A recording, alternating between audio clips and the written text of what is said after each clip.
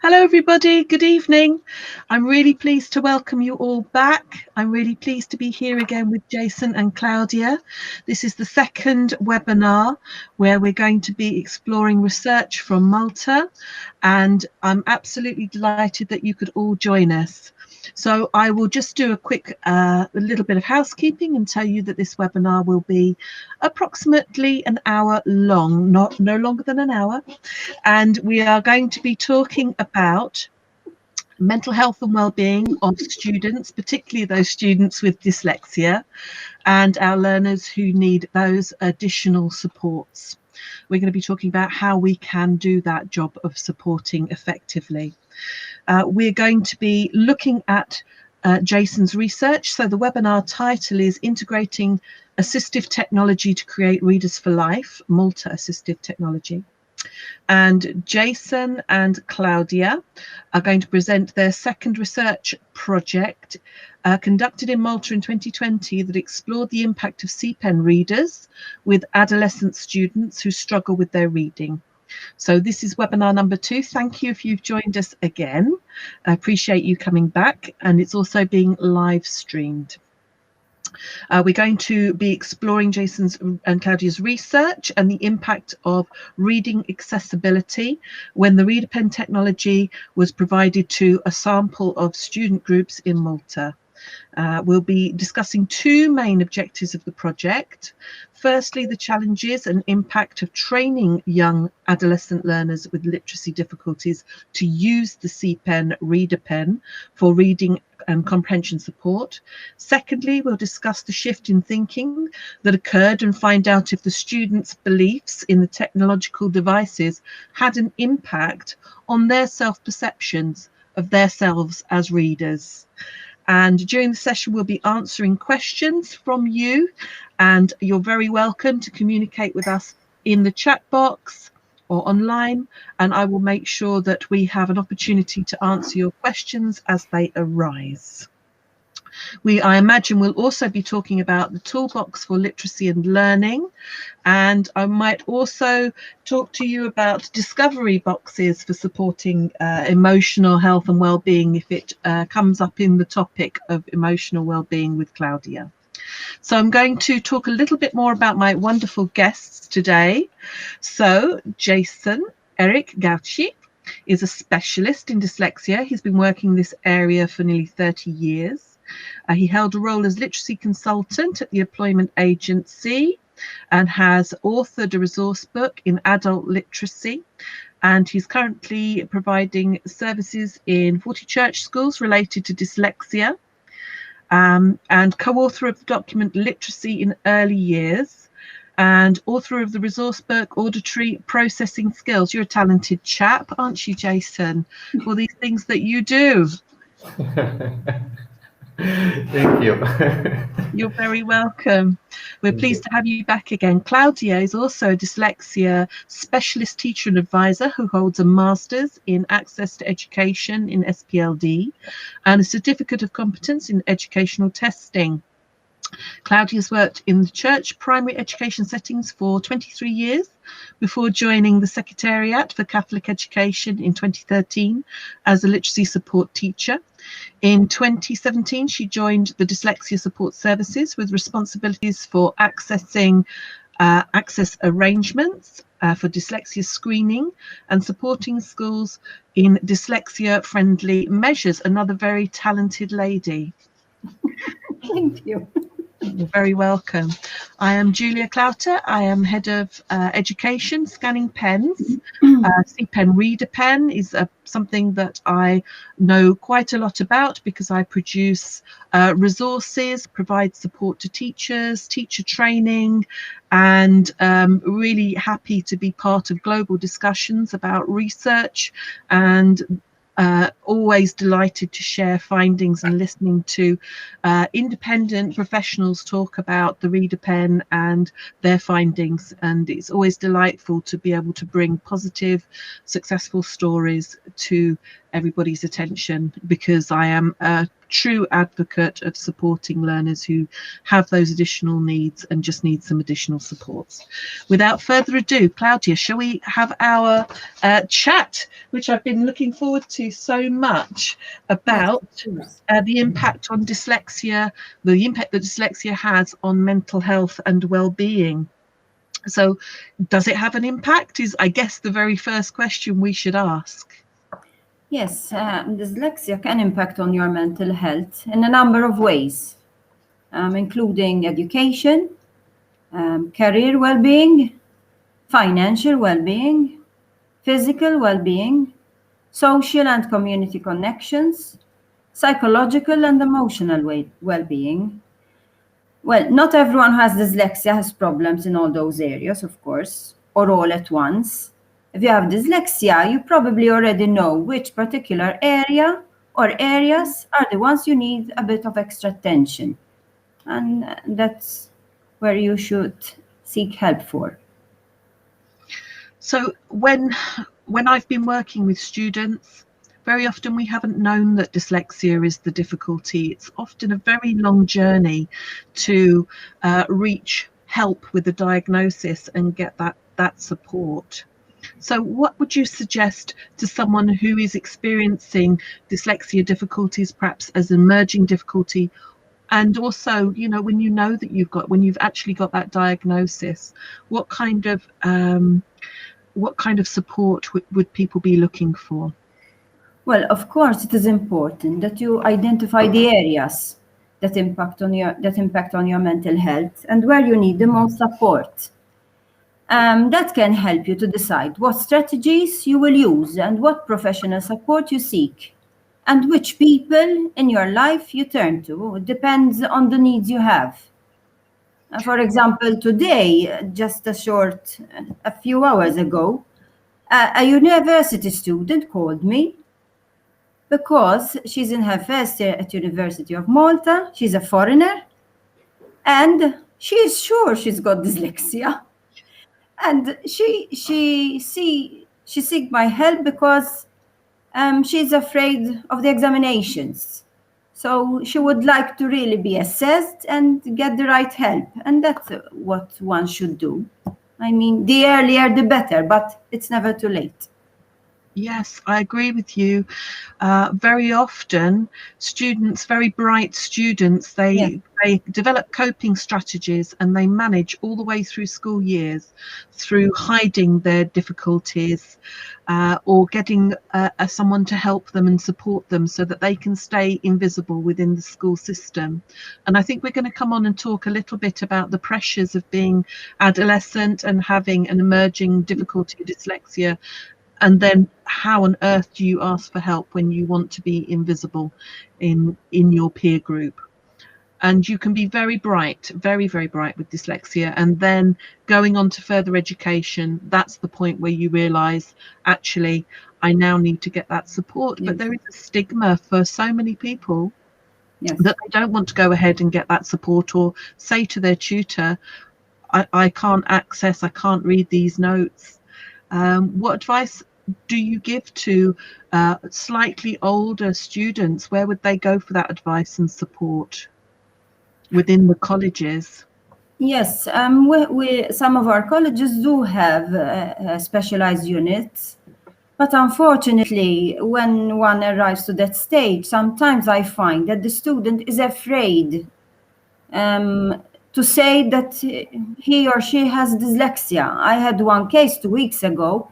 It was a struggle to convince her to give the report because she came here to be assessed at 21 years. She's doing a course in early years of education. And when I assessed her and I gave her all the recommendations and the examination access arrangements, she told me, I'm afraid to give it to my tutor because I'm afraid they'll kick me out. I said, kick you out? Why? Because you have dyslexia? I mean, at this stage in this year and time, that we still have these beliefs that if you have dyslexia, you can't, or you're not accepted somewhere. I mean, it worried me a lot. But then after a long period of time, I convinced her to hand in her report so that she will be helped during exams.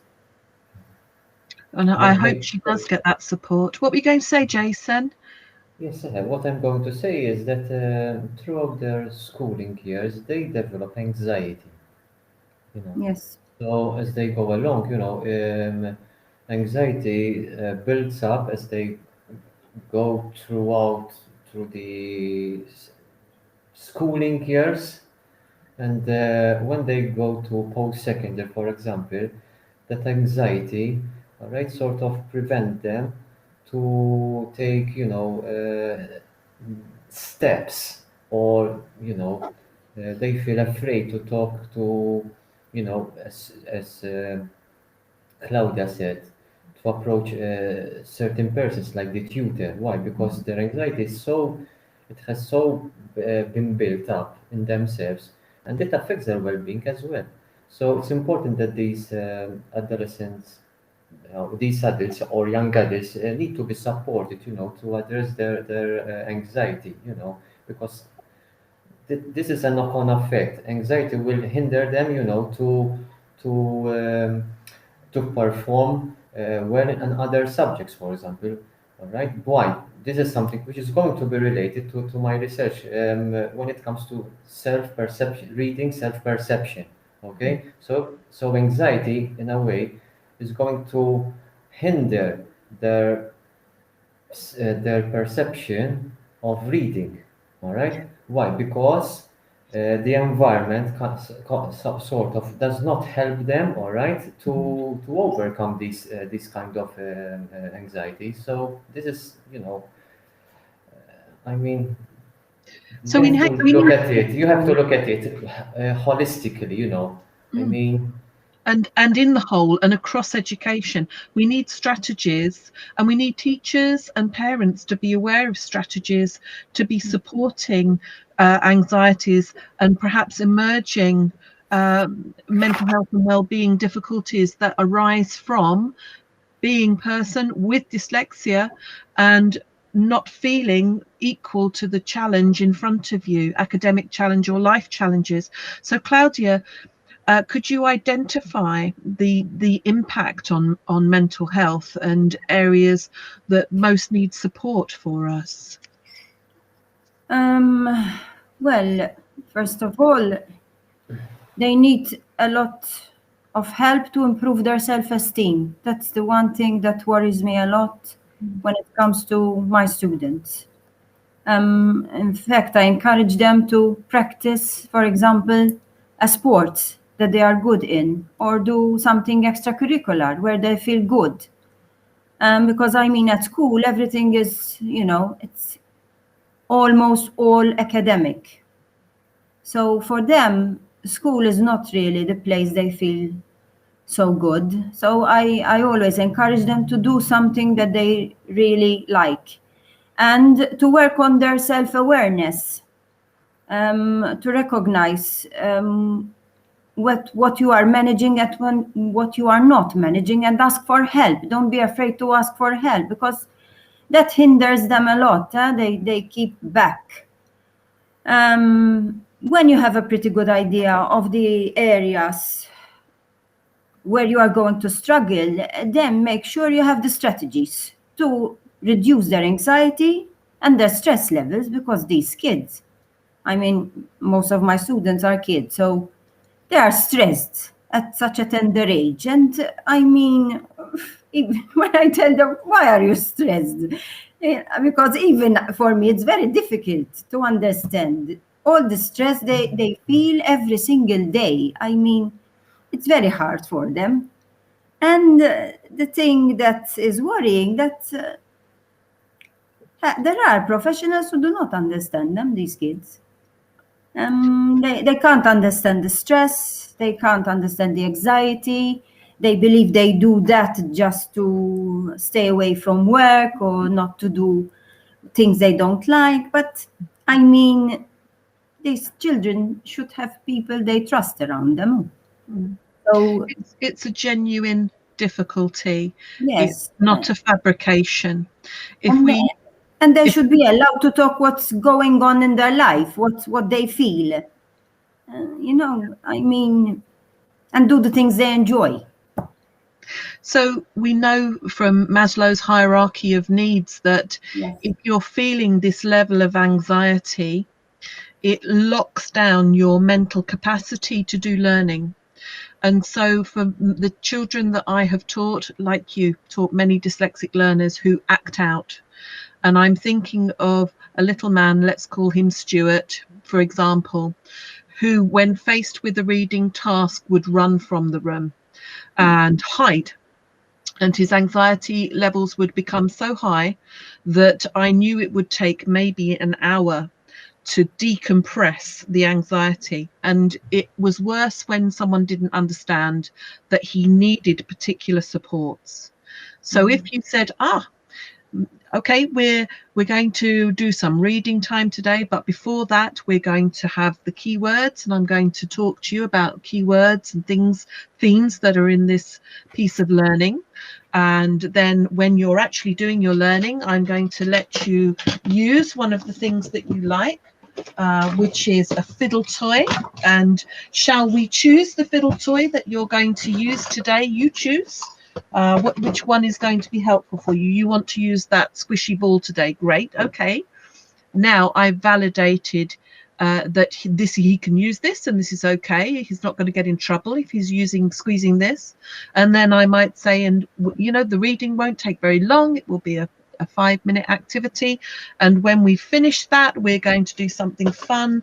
I've got some Legos, and we're going to do some Legos afterwards. So I would put in place with Stuart a sandwich of support, where the reading or the activity that was tricky would be in the middle. He knew that support was coming, and he knew that afterwards there would be something fun that he could do, a reward.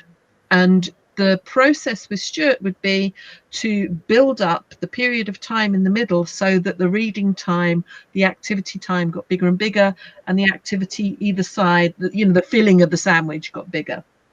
And that was helpful for him.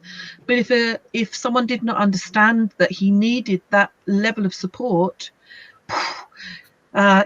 huge anxiety, stress, he would run and hide.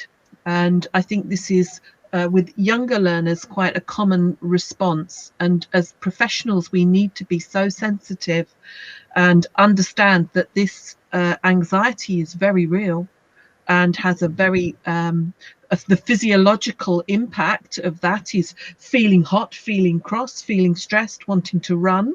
The fight, flight, freeze, climb for Stuart sometimes as well will all happen.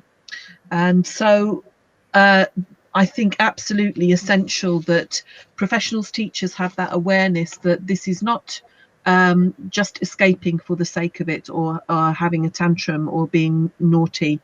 All behaviour is language. Do you agree with me, Claudia, that Yes. behaviour is communication?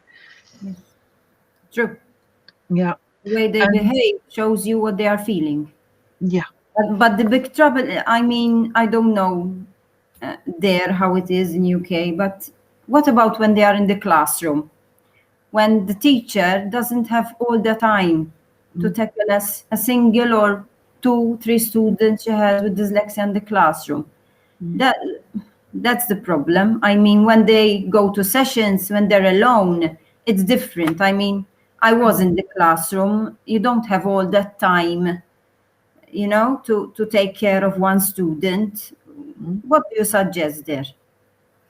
I think you have to take the time to find out what the strategies are for that learner, and have the help visible for the learner so that they know, I can use a squishy ball, I can go to this place for 5 minutes, I can have timeout, I can use my traffic lights to show that I don't, or I want support. Another strategy I used with students was to put a piece of Velcro strip under the table to provide some sensory feedback to rub for that student, because sometimes sensory feedback made a big difference to being able to cope with something difficult. But you do have to make that investment to have those conversations with their students, and it is so difficult for teachers to find that time. In the environment I worked in, I had a class of, I think we had a maximum of about 9 children, and in this situation they had been permanently excluded from 1, maybe 2 previous schools, and so their behaviour was very very challenging, and many of those children had unmet learning needs, unrecognised learning needs, a few of them with dyslexia, and that behaviour, that trauma, was a result of not having had recognition and support at an earlier phase. So I believe that in order to support these, before you go on this journey where you've got to put all of that support for the mental health and well-being in, you've got to be inquisitive and listen to what the children are saying, and somehow we must, as professionals, find the time to do that through play, through additional activities. And it's getting lost in our education system right now, when the pressure is to meet the target, to achieve the reading comprehension age that is equivalent to your chronological age. And I think there's never been more pressure. I think it's a very tough time for teachers, for learners at the moment, to find their way through this very stressful environment, and sometimes now without support too, through COVID. For some learners at home who may have had one-to-one supports with a teacher like you, if they were very lucky, who maybe now might be at home and have been given work to try and access, and they're not accessing it because they're not having that support. And that's going to have a toll on mental health and well-being, certainly. So let's move on a little bit and talk about where does one seek help if your mental health is affected, or if you are recognizing that your child's mental health is being affected? Well, the first place I suggest to the parent is their general practitioner, so that I mean, he knows the children or the adult, whoever it is, very well, and could suggest another professional where to seek help. When in our schools, we have also counselors or guidance teachers where they could seek help. But when you have certain symptoms, I mean, a psychologist, you would need the help of a psychologist, and the GP would help you to refer you to the right psychologist. For these people, I believe that talking about their problems is very difficult.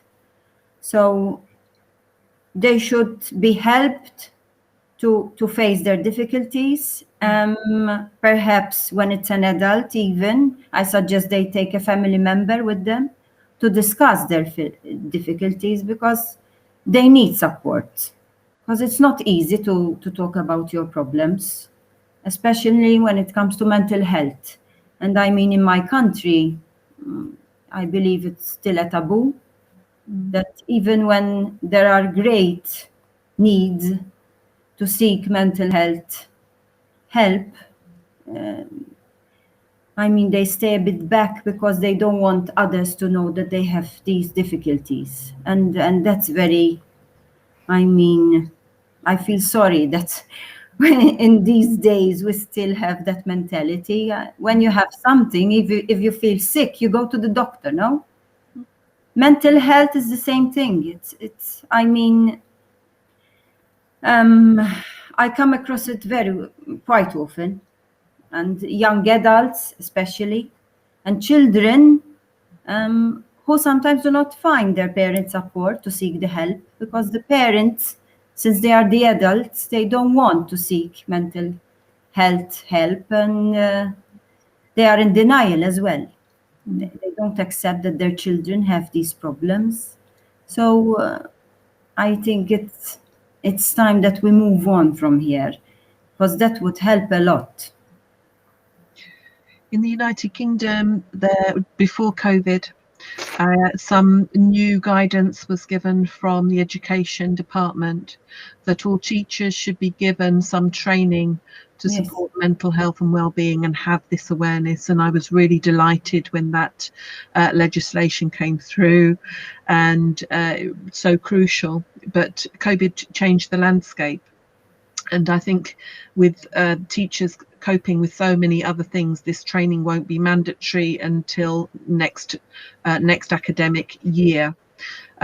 It's crucial, and I think it's something that needs to be addressed worldwide for the children. And COVID got things worse. So even our teachers, I think, need mental health support at the moment. Yes. Because they are going through a lot of stress as well. We have to keep that in mind. Yes, and we need to be mindful, to support each other, to be kind, to extend friendship. A friend of mine said this week, or it might have been last week, I think the week's going very fast, about extending a circle of grace. And I thought that was such a beautiful expression, because it describes giving people space to maybe act out a little bit and accept that we're in exceptional times, and that people are not responding always in a calm, resilient way. People are having emotional spikes at the moment.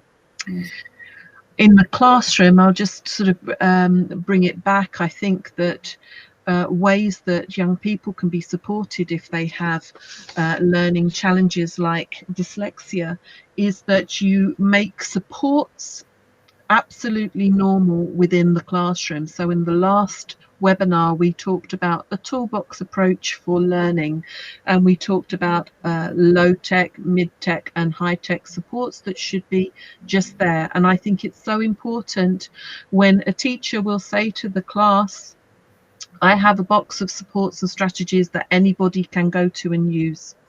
Anybody is allowed to use these supports, and this is normal. I wouldn't consider teaching you without my glasses, because I wouldn't see what you were showing me. That would be wrong. I need this. This is my accessibility tool, and without it, I won't work very well. So I want you to use all the things that you need to feel comfortable in your reading, in your writing, in your sharing, whatever it is you need. And I think teachers can do a lot to, particularly at primary level, to normalize the need for supports and normalize the need for squishy toys or decompression time or whatever it is, because then when children become adolescents, and this is going to segue us into your study, Jason, when we get to that point, it's very difficult for young people to be in front of their peers saying, I need help, I need this additional support. You don't want to be visible to your peers as someone who is different or someone who is struggling or not coping. And so the more that we can do to build this into our educational framework and within our teacher training, the better. I think it's crucial work that we need to do. I really do. Yes. Any other last thoughts that you wanted to add, Claudia, to, I think it's such an important discussion to have. Yes. We would never stop to talk about it. Well, I'd like that things would change, and we look forward to a better and more inclusive education. And we have to look at these kids' well-being. That's first and foremost, in my opinion. Thank you, Claudia. Thank you. I'm going to just end this little section and segue us through now to Jason's research, which I'm looking forward to him sharing with us all. What I'm going to do in a moment is I'm going to give you center stage. Don't go mad, Jason. I'm going to give you center stage and let you control the slides and all of those things in a moment, so that you can take us through your research. And I will turn off my camera, and so you've got the opportunity to speak. Okay. Yes, You're allowed Yes. 35 minutes. Are you setting your timer? Okay. All right. Just hold on, because I'll read a little bit of the abstract just while you're setting your timer. And so this piece of research is called the CPEN ReaderPen Readers for Life. It was focused around the CPEN, but also perceptions of technology. And the project investigated the impact of the CPEN ReaderPen on students with reading and comprehension problems. It was a small study. It was students in years 9 and 10 secondary schools. They were selected, and it was a 10-week project. Jason, I'm going to set you up so that you've got the stage now. sorted. Okay, so I'm going to present.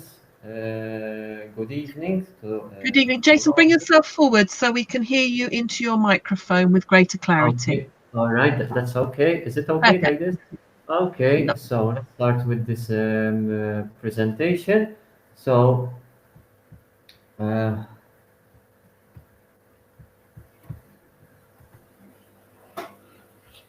okay, when we started, actually, the study, we tried to kind of do a study which was similar to the one we did in the primary area.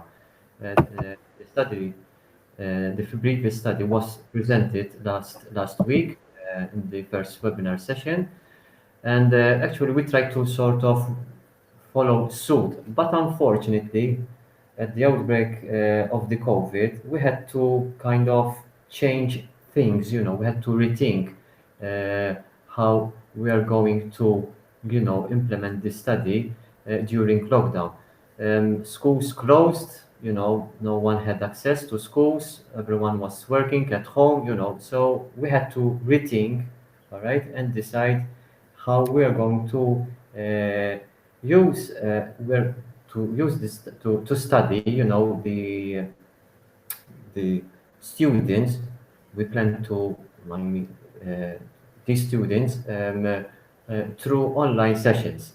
So basically, the aims of this study, all right, to create awareness and understanding of how assistive technology could be an alternative to access mainstream curriculum. So uh, that was a primary aspect. We had to create awareness, okay, about the use of assistive technology. What we had in mind actually was the CPEN reader. Okay, so the CPEN reader was used as a pilot study in the first project, and we decided to use the CPEN reader among adolescent students. The next one was to foster a culture of academic success through assistive technologies. So the idea, very often in secondary schools, there is a rigid system. The system, as anyone knows, okay, it's basically based on the teachers look at the end of secondary school, where students have to sit for the GCEs, or in our case for the MATSEC. So the culture of academics is still ingrained in the minds of many teachers, and unfortunately even among students as well. And dyslexic students have to encounter this kind of pressure, this kind of mentality, which very often they don't succeed in such circumstances. So in that case, um, we try to create awareness, all right? We're trying to instill a change, a paradigm shift, all right, when it comes to teaching and learning through assistive technology, okay? And the last thing was to foster self-confidence and change perception towards reading among students with dyslexia towards independent reading. As Claudia said and Julia, okay, I mentioned before, okay, there are key points which were mentioned: anxiety, stress, self-esteem. These are all these are factors, all right, which um, uh, which is actually they are reality, okay, which every student, okay, encounters throughout their academic years. Um, let's go to the next one. So the objective of the project, provide training to adolescent students who are struggling readers how to use the CPAN reader for reading and comprehension in school-related tasks. So in that case, since we had to work through online sessions, we had to see how the training is going to be provided. So we provided training through online through Teams, if I'm not mistaken, um, uh, to the students how to use the CPAN reader. And Claudia and I managed to train the students through Teams network. Explore whether students' belief in technology devices have impact on self-perception of reading. This is an important aspect which I would like to say. Indeed, I did some research on self-perception, but as far as I know, um, I haven't come across a research where technological devices was merged with self-perception of reading. So we decided and said, why not try to do this kind of study here? And we did this study, and I'm going to, as you know, I'm presenting the findings here. Right, the next one. Mela, it's important to know about self-concept of reading. Mela, I would like to start with what is self-concept. It is an individual perceptions of their behavior, abilities, and unique characteristics, namely a mental picture of who you are as a person. Everyone has a perception of himself, okay? And this depends mainly in the environment that one lives in, okay? So if it's in a school environment, that we have one kind of perception of us in that particular environment, in a school environment. If it is at home, okay, we form a perception of ourselves within, the home environment. And it's important. Why? Because self-perception, it's kind of gives us a picture of who we are. Self-concept of reading is mainly determined by opinions and feedback from significant others, such as parents and teachers. Again, I'm going to relate this to anxiety, self-esteem. Uh, the persons who gives us the boost, all right, that we are able to read, okay, are parents, mainly parents and teachers. So if we put, if we bring the case of a dyslexic child, very often the scenario is not that good. Why? Because he doesn't get or she doesn't get good comments from teachers or from the parents. Why? Because he's not good at reading. He's failing in school. So as he goes along, he develops a negative self-perception of reading and in other subjects as well. Reading is an effortful activity that requires motivation and positive self-perception of reading. As you know, dyslexic children are not highly motivated to read. Why? Because the feedback he gets from significant others does not help that lot. So as he goes along, the most challenging thing, I mean, personally, from my experience, is how to instill among dyslexic children the interest towards reading. How we're going to bring them back, all right? How to bring them back to start reading, okay? Because when they have negative self-perception of reading, okay, they are very unwilling to start to read, and very often they come up with kind of excuses. This is not good. This is hard. But if you, I mean, from my experience, the triggering point to start motivating uh, students with dyslexia to read is to when I ask them, "What is your hobby?" For example, I'm going to mention one particular case. I had a student who was severe dyslexic, and he had a reading age of below 6 or slightly below, and he was a 12-year-old. So you can imagine the discrepancy between his reading age and his actual age. but he was his hobbies were hunting, you know, hunting. So I got a magazine on hunting, okay, and we did paired reading, okay. We selected short paragraphs. I enlarged the print because, as you know, magazines, okay, they are presented with small print, and I enlarged the print, and we used to per read paragraphs, and eventually he started showing interest, okay, in reading, and he started to like the subject as well. All right. Um, the next one is the development of word-level skills and studies is essential to overcome both skills, deficiencies in reading and the negative reading, and achievement related to self-beliefs that develop in response to reading difficulties. Indeed, actually, the point is when you help dyslexic children to develop the right skills to reading, and they kind of discover these skills and they put them in practice and they see the changes, okay, so there will be a shift, all right, a shift uh, how on their perception to reading. Children with dyslexia are poorly motivated to read and have poor attitudes towards reading because of their repeated failure to acquire reading skills.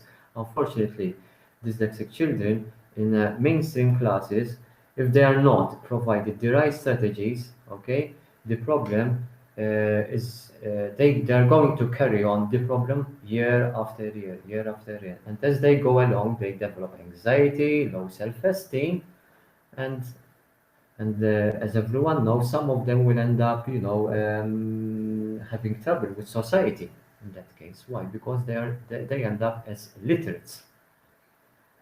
Next one. So let's go to the studying. So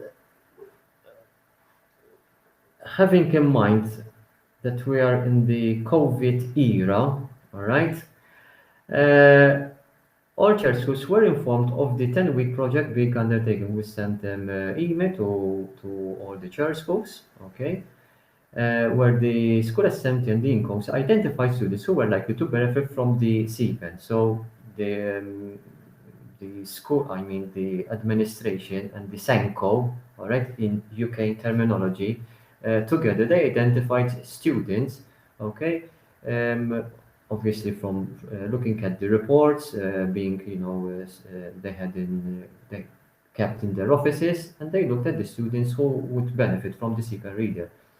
And we decided to target students from years 9 and 10. As you know, the project is lifelong learning. So it's the CPEN for lifelong learning. I mean, we had it in mind that these students, since they are very close to end secondary years, we try to kind of provide the tool so that when they finish secondary school, at least they will know that the CPEN reader is a useful device to use it in any kind of circumstances, whether it would be at the workplace or at post-secondary schools or in a supermarket.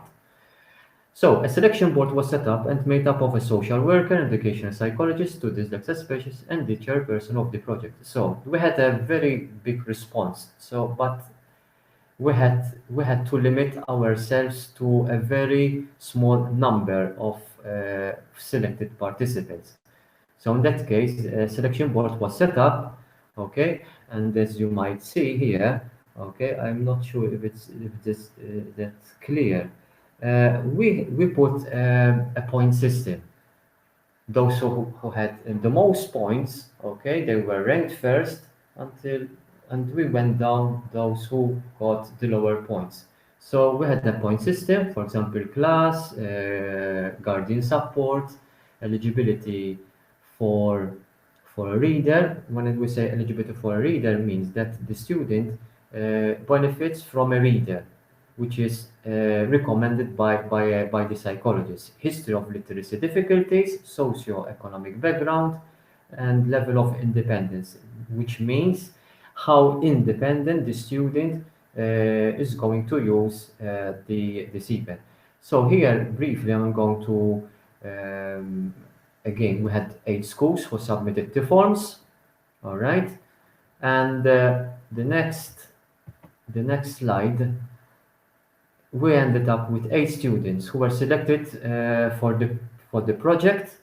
Okay, and the sample consisted of 5 females and 3 males. So we had 5 females, 5 female students and 3 male students. At the beginning, only one participant didn't participate fully in the project. I mean, at the beginning, he participated, if I'm not mistaken, in a survey, but eventually he dropped out. The framing of this study was tied on 3 factors. So we considered these factors: the students' self-concept of and value of reading. So we had to get an idea from these students how they valued, how they perceive themselves as readers, and how they value reading as well. We use the students' beliefs and use of assistive technology. This is basically the same questionnaire we used in the first study, which was presented last week in the webinar session. And number 3, the students' implementation of the CPEN reader in their reading school-related tasks during the project period. And this part, okay, we had we set up 2 questionnaires, one a pre-test, all right, and the other is a post-it, which were very similar to the 2 questionnaires which presented in the first study. Okay, it was discussed in detail last time, but in the meantime, we also kept a record of work. All right, so I'm going to explain a bit in detail later on. Okay, so oops. All right.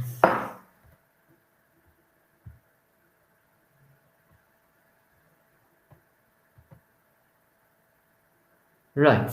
So here on the left-hand side, we've got the data collection, and on the right-hand side, we've got the time, okay, a time frame, okay. It was, as you know, it was spread over 10 weeks.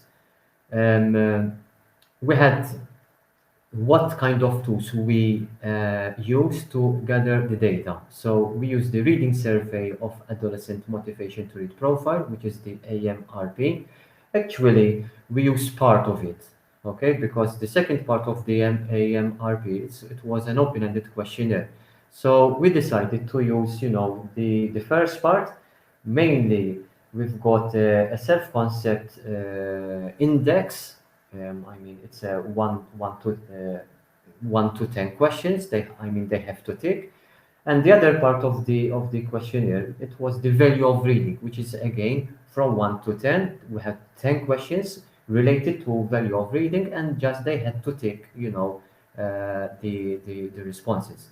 So basically, this part of the questionnaire was a closed-ended questionnaire. The next one was students' use and belief index of assistive technology. So we had 4 questions about the use of how they use the assistive technology, like the tablet, the laptop or the tablet, and the other 3 questions was about the belief of assistive technology. It was, it was similar to the one we used in the first study. The pre-test question and post-test questionnaire basically consisted how they their we needed to evaluate how they use the CPEN during the project. So basically, we asked them, how did you find the CPEN? Okay, was it difficult to use? So we had this kind of questions. And the last thing was the focus group. I mean, it's not the last thing actually, but for the study, it was the focus group, which was set apart, okay, from the 10-week project. Indeed, it was conducted in the first week of September. Every week, we kept a checklist, okay, and I'm going to show it to you what the checklist was about. I'm not going to mention it right now. So let's look at the questionnaires, okay? I mean the pre-test, post-test questionnaire, and the belief index. Students use and belief index questionnaires. Structured and semi-structured questionnaires were the tools for collecting data. So as you notice, we had the reading survey, which was a close-ended questionnaire, the students use and belief index of technology. Basically, it was a close and open-ended questionnaire. The pre-test and post-test also consisted of a mixture of open and ended, open and closed and open-ended questionnaires. The focus group. Obviously, in a focus group, the researcher had to come up with questions and to get more information from participants, okay, with the intention to get rich information, so that information which was not gained from the previous questionnaires, they could be attained from this focus group. Right, the next one. Training was provided throughout the project period. So Claudia and I, we trained students every week. Okay, and again, I mentioned before the checklist, and I'm going to mention it right now.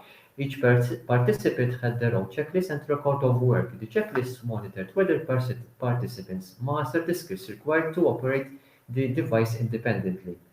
So we had a list of skills, learning outcomes, all right, and for each learning outcome we put not mastered, in progress, and mastered. So we've got competencies in basic settings of the device, such as speed, volume, word pause, and punctuation pause. So if, for example, a student and in the second week he was struggling with the speed and volume, we just ticked in the box still in progress. The training was provided in that case to help him, to master this particular skill. Competency in scanning over words and or sentences, competency in utilizing the dictionary component, and competency in transferring scanned material on the computer and editing the information. So we had to make sure that the students had a complete mastery of the C-pen reader. Okay, right. Next one.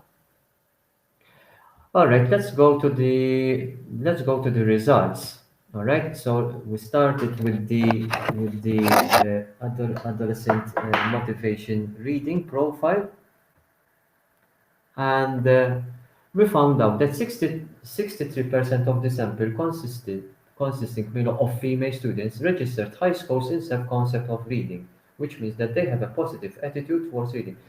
As you notice, the sample was a bit, it was not balanced in a way that we didn't have an equal male female ratio was not equal. So we had 5 females and 2 3 males. So, but it was very interesting that these female students, okay, they had a positive, all right, self-concept of reading, all right.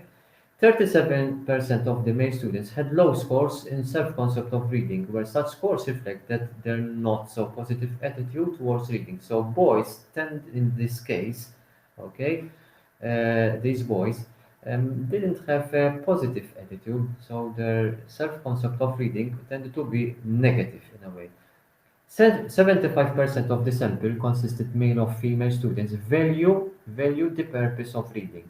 So as I told you before, we had the self-concept of reading and the value of reading. So female students, okay, they put value, all right, on the purpose of reading. So for them, reading had a purpose.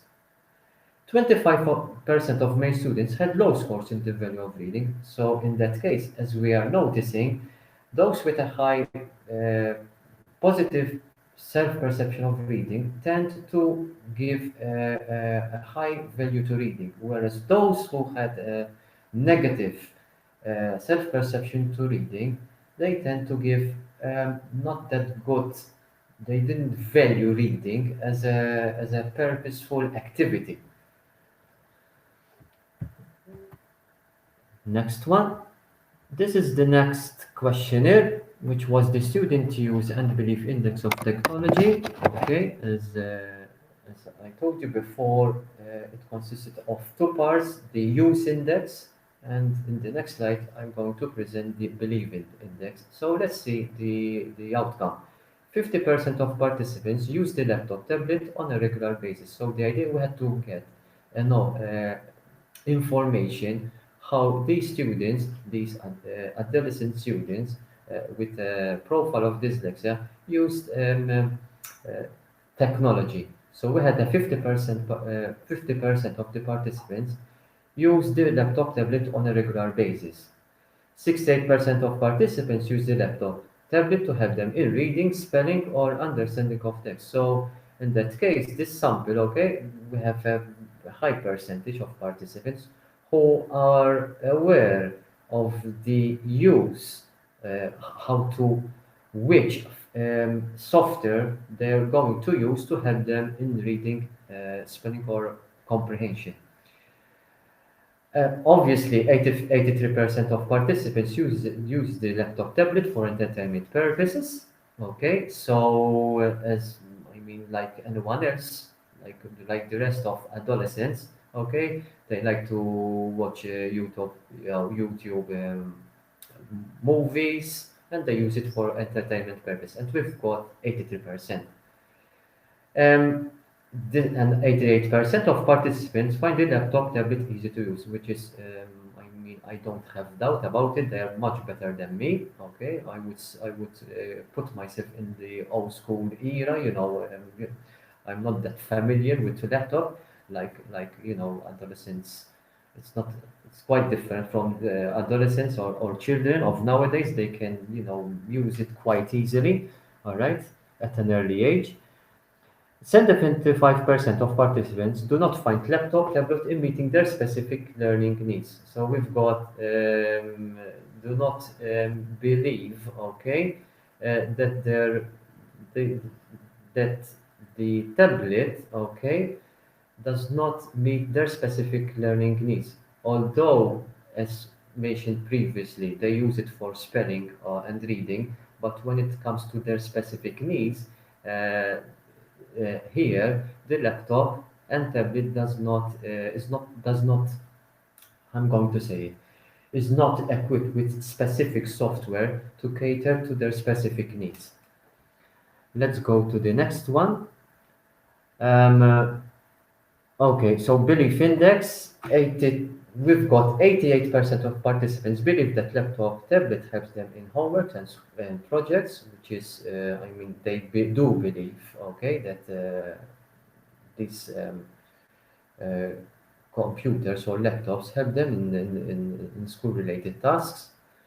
88% of participants believe that the laptop tablet helps them in spelling, reading, comprehension, whereas 76% believe that the laptop and tablet helps them improve school grades.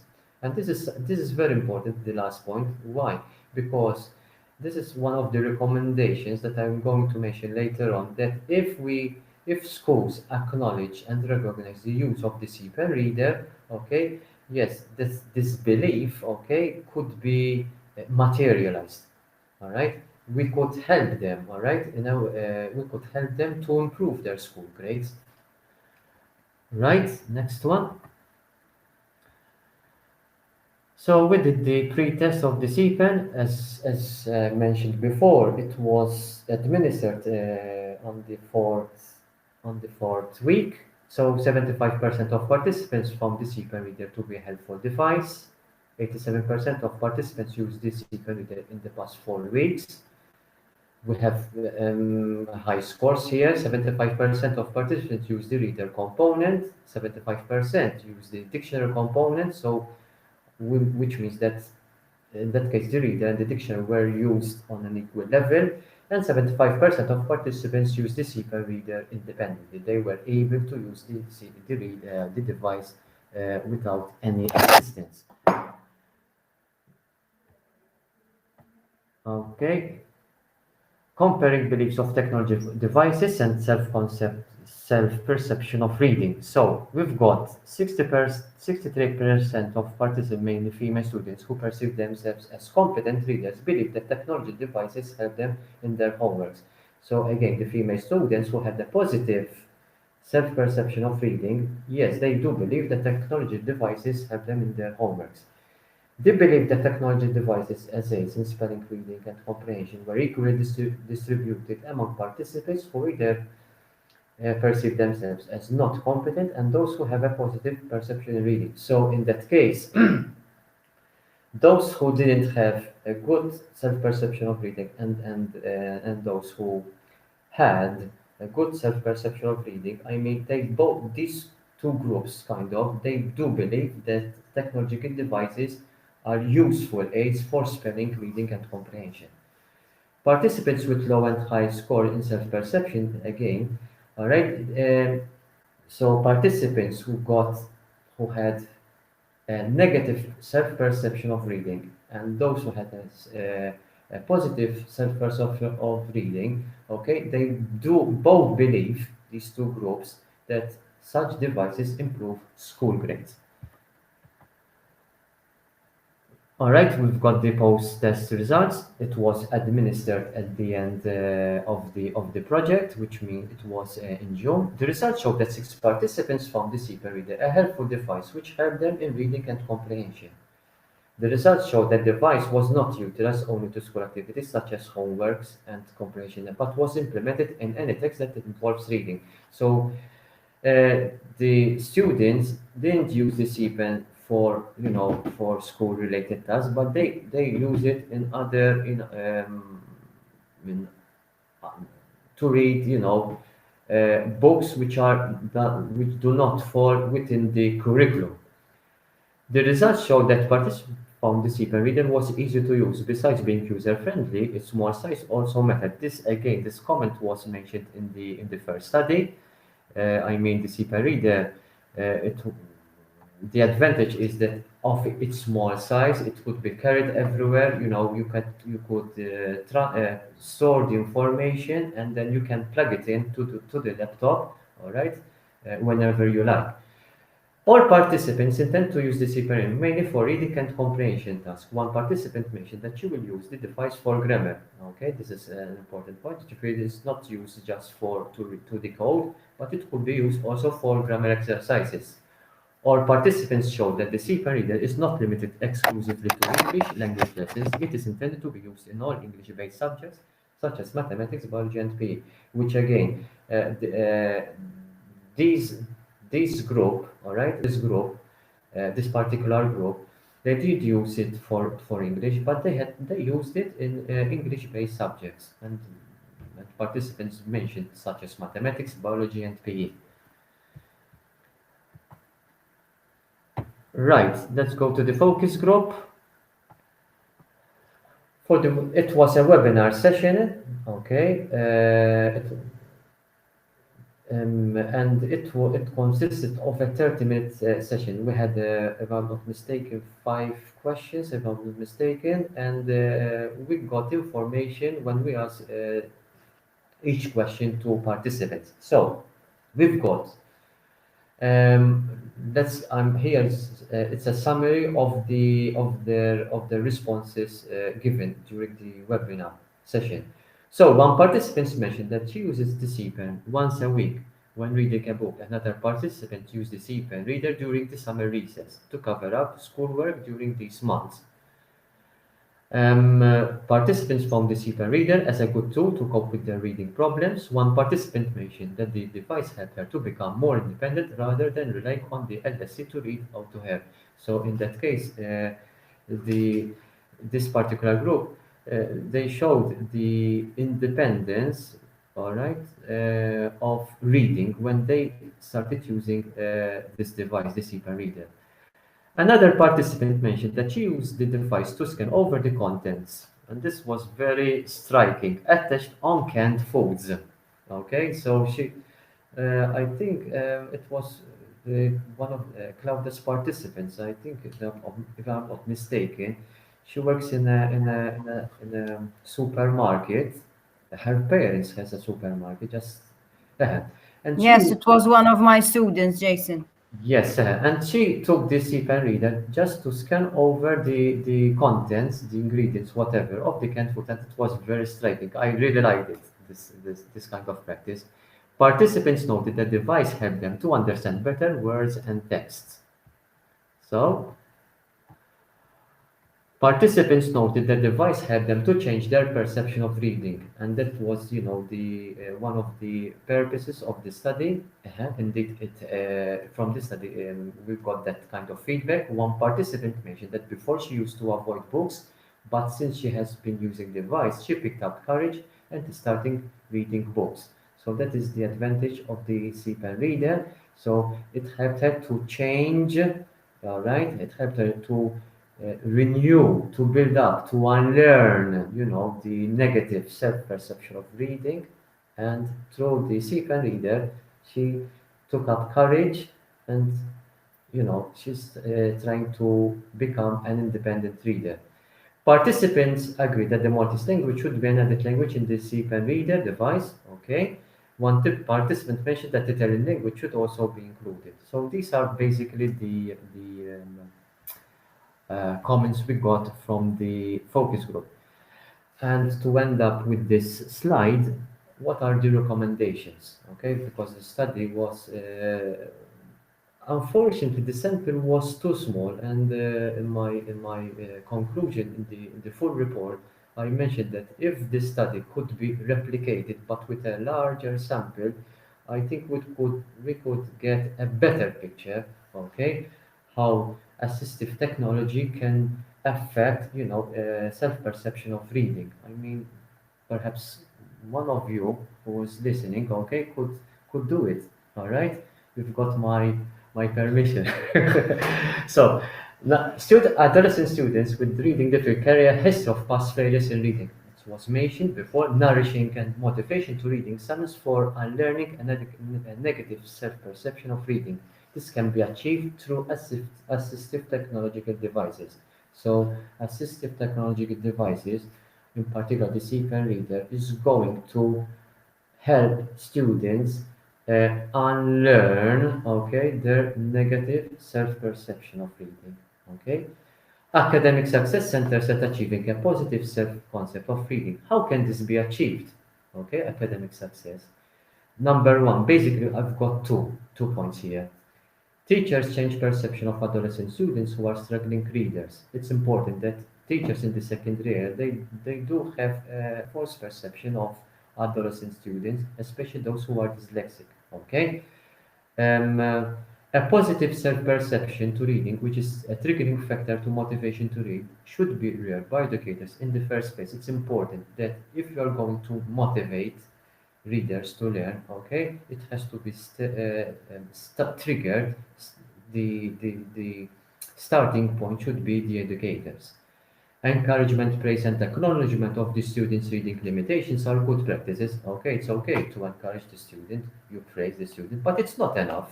Okay, unless assistive technology like the CPAN reader should become part of the school curriculum. Okay, and lastly, the subject teachers should be made aware of assistive technological devices and their benefits to learning. Training and awareness will overcome the barriers of misconceived ideas of learning difficulties. This last point was mentioned even in the first webinar.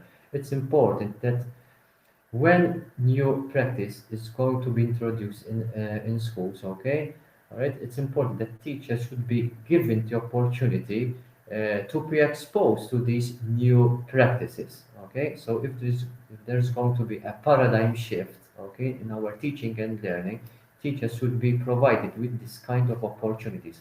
So nowadays it is widely acknowledged that assistive technology, smartphone, tablets, and whatsoever, okay, they are part of our lives. Okay, so teachers, the school system has to integrate these devices in the school curriculum. I think I finished my presentation, and all right, I was 9 minutes over. I was good. Wonderful, Okay, Jason. thank Really? you, You thank really you for tried. listening. I do have a couple of points that I would like to go back to, because so many good things came out of this study. And yes, the sample was small, and yes, I would love to see it replicated, and so grateful that you would like to have this replicated on a grander scale. And I agree with you. I think the findings are very important. And if we can look into those a little. You have said that this encouraged young readers to pick up their courage and change their reading perceptions, their conceptions of themselves as readers. And from using the ReaderPen, I'll show you just in case you've not seen this before. This is the device that will scan and read aloud for the student. It then to put that support in place for them to become more independent. Jason, does that mean not asking the teacher for support? Does that mean, what does this what's the independence bridge that you found that students achieved by using the ReaderPen, CPen ReaderPen? I mean, when they become independent, even it helps them in their self-esteem as well. They kind of they find hope. That there is something, okay, that is going to help them. You mentioned before about anxiety when it piles up as they go along. Without having assistant, the anxiety piles up, become compress until it's going to result to something. Uh, as we know, anxiety leads to physical symptoms like stomach aches, all right, or this kind of things, or what we call in psychiatry psychosomatic syndromes. Okay, but if they have identified, okay, or if they are being shown that this CPAN reader or any assistive technology device is going to help them, all right, to go about, all right, their difficulties, yes, I think their anxiety level will sort of go down. They'll Their, drop. Thank you for clarifying that, because it's as someone who is working often with the CPen, ReaderPen, with students, with teachers, this point of what independence does it actually support the student to achieve is really very important. I was so happy to hear you say that it's important that assistive technology becomes part of the curriculum. I refer back to the last webinar. We did talk about the toolbox approach. That means low tech supports, medium technology like a ReaderPen supports, and then you have the big accessibility tools, the platforms, the Google, Microsoft 365. But these have a cost. These are expensive when you get to that platform end of support. But the range of support has got to be there, and it needs to be in all classrooms and part of normal practice, and accepted that everybody should be using these tools. I think that's coming through very clearly. Did the young people use the wizard? I'm just interested to know. There's a sort of setup wizard on the pen. Did they use that, and did that help them at all through the getting started? the wizard, the dictionary, you mean? So, this is when they would have switched on the pen, it would have said, do you want it to be right-handed or left-handed? Yes, And yes, yes. it I Yes. mean, set up. with this kind of things, regards, not the content, the operation, regards the operation, they didn't have difficulty how to operate, regards, adjusting the volume, okay, the setup of the punctuation pause or the word pause. Um, this is something which was, there is a contrast, I would say, between these adolescent students and the previous study which was presented last time. These students, they are accustomed to this kind of technological devices, so they had no difficulty whatsoever, to make the setups themselves. Indeed, when we introduced a new setup, some of them told me, yes, I know how to operate. Okay, that's fine. Just we saw with our eyes how just ask them how do you operate this or how do you operate that, and they just show us through Teams. I mean that was Yes, quite. one of my students, Jason, had already started using it before my first session. Yes. When I delivered it, she started exploring with the instructions and so on, and she knew how to use it very well. Well, that gives me confidence for the students who have been provided with the ReaderPen, CPen to go home to support during COVID, that yes, it's great. You must have some additional support from teachers to learn how to use the tools. But it does indicate that some children will just fly with the technology and with little support get on very well. Obviously, there must be training and support, and any support technology tool will always you'll get much better results if you put in the support and training. And I know from your study that was an important point, that the support was always available for those students, and that's crucial too.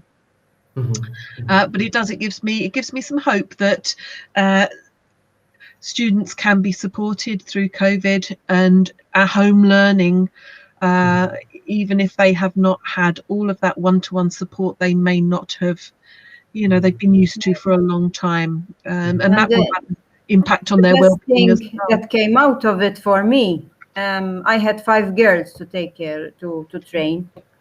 We had built a very nice relationship during the training 10 week. Yes, sure. It is. Because during COVID, I mean, it was something, a plus to meet someone online to discuss something that was so interesting for them. Yes. That's wonderful. Well, I have 2 more questions and then we'll come to the end of the session. So the first session I have for you, Jason, what impact might this study have in schools, do you think, in Malta? Yeah, I mean, this study, this is so I'm going to put it an indication for secondary schools, basically to reconceptualize their teaching concept, especially when it comes to teaching students with reading, special needs, dyslexic. Because as I told you before, okay, secondary schools are mainly based on the academics, There's the syllabus, they have to follow the syllabus, and you come across teachers, I was a secondary teacher once, long time ago, okay? And I can understand, the expectations teachers put on their students, to achieve certain goals. So this study, it's a wake-up call, all right, I would say, all right, it's a wake-up. That's the word which came across my mind, because I'm trying, as I'm explaining this, I'm just thinking of the right word, to answer your question. The wake-up call, yes, it is actually for schools to cater these students with these assistive technological tools. This morning I had a reply from one particular school, which I'm very glad that this school has welcomed them on board, okay, this ePen reader. And they requested me to provide help to students, okay, and the learning support educators. So this is a good sign. If we start from something small, all right, this would have a ripple effect. In fact, Jason, to add Start from something the to what you're essay. saying, Pardon? the school concerned, today's school, one of the students that we trained was from there. And that's how they came to know about the ReaderPen. Yes, and the students who participated in the first study, they are in the same school as well. Yes. So the school kind of recognized that these students took part in this study. We told them about the study and the outcome, so they put interest on these students, and they recognized, okay, and acknowledged the use of the speaker reader. Okay. Thank you, Jason. And one last question, which I'm going to direct to Claudia, and it is about how can we support students' well-being while we are encouraging them to read when that is difficult for them? What would be your tips? How do we help them? Well, of course, our encouragement is the most important too.